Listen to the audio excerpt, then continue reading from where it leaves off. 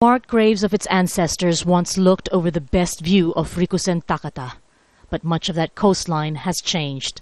The town below, now an unmarked graveyard.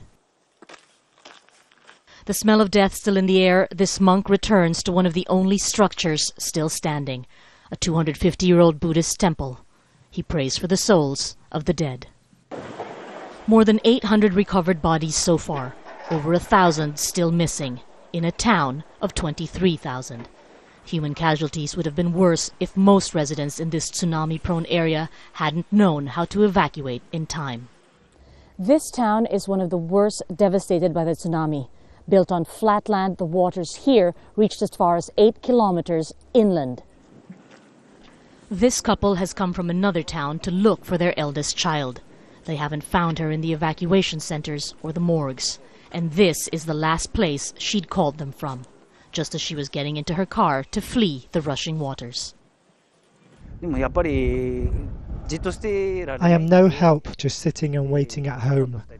I know the firemen and the police are trying to find her, but my wife and I had to come here. For these residents, rebuilding has begun.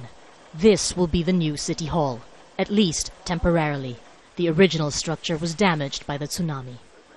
City planner Tomoyuki Murakami spent the night there trapped on the roof surrounded by high waters, not knowing he'd lost his home and his mother and son.